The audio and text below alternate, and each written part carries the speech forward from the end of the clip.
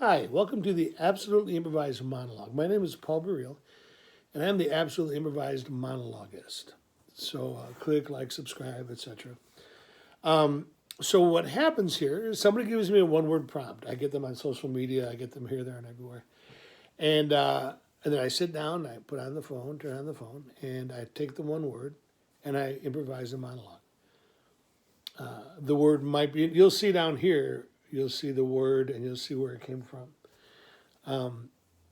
I don't ever know what I'm going to say until I say it, so I don't have anything scripted.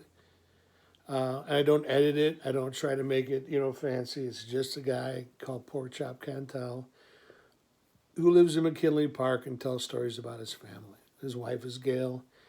His son is Pork Chop Jr. His daughter is Gail Jr. His two best friends are Kick and Eldon. His parents are now have retired to Birmingham, Alabama. Anyway, so if you like it, tell your friends about it. We're going to try and figure out a way to elevate Pork Chop's presence in either social media or perhaps a book. We don't know, but anyway, I hope you enjoy it. Uncut. Here we go. Now, Junior, I'm going to tell you this. And I'm only going to tell you this 6 or 7 times over the next 2 years. You got to not get in trouble when you're in the school because they always figure it out. They always know who it is. And because of your last name, they already got a predisposition. Your mother gave me a good book about big words.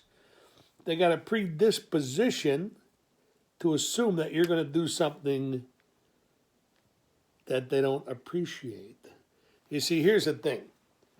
To be a boss at a school and an administrative person, you have to have 2 things: an education and no sense of humor. If you have a sense of humor, education could be good, could be bad. I got a great sense of humor, but I got no education. But if you have no sense of humor, your education goes up to here, and you can become a guy who works in a school. Also, you got to wear a tie. With this neck, I can't wear a tie. I can put a spare tire around it, but I can't wear a tie. Anyway, so here's the thing. This one day I'm in school. I'm in the 8th grade, where you're going to be next year. And I'm goofing because I goof. And the lady says, you got to go down to the principal's office. I said, what do I got to go down there for? She said, because you're misbehaving. I said, that's what I do. I'm 13. I'm supposed to misbehave. She says, go down to the principal's office. So I go down to the office, and I'm sitting there by myself. I'm looking around at the pictures of the president on the wall and pictures of the other people on the wall I don't know and other things on the wall and old people coming in and out shuffling papers and giving me the hairy eyeball because they know why I'm there. There's no surprise. All of a sudden, this other guy comes in. He sits down right next to me. I said, what are you in for? He said, throwing pencils. So you threw a pencil? I threw pencils. The old plural. What's your name, boy? He said, Eldon. I said, that's a funny name. He said, yeah, what's your name? I said, Pork Chop. He said, really? So we sat there not talking to each other because I didn't like his name so much. He didn't like my name so much. But that ain't going to, we're there in a place where we're not supposed to be anyway. Then this other guy comes in. This guy looks a little bit wonky. And he sits down on the other side of me. I said, what are you in here for? He said, I don't know. I said, come on, what are you in here for? He said, well, maybe I had a cigarette in my pocket that I rolled myself. What's your name? He looks at me. He said, who are you? I said, are you kidding? I'm Pork Chop. Who are you? He said, they call me Kick.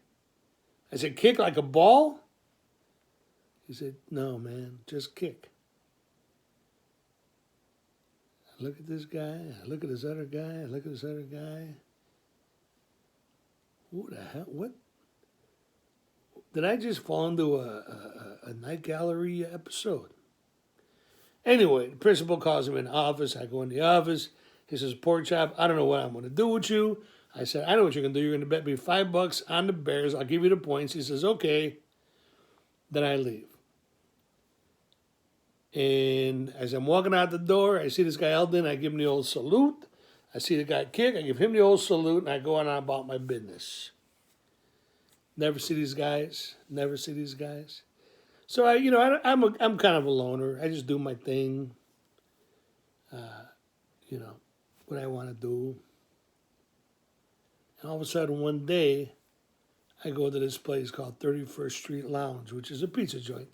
It's a couple years. It's been a couple years. I go for a little pizza and a soda with some guys from this car club, and guys from the car club get into a beef with a guy at the counter, and I go over and I'm like, "What's the beef?" And I look, and it's this guy, and I say, "I know you.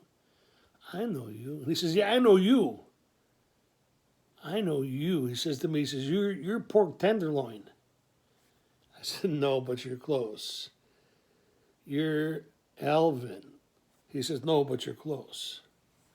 So I said to the guys from the car club, "This guy's all right. Let it go. Whatever happened, let it go." So that's when me and Eldon started talking. And from there, we became, of course, best of friends. He's like the brother I never had. So he's like the uncle that you never had.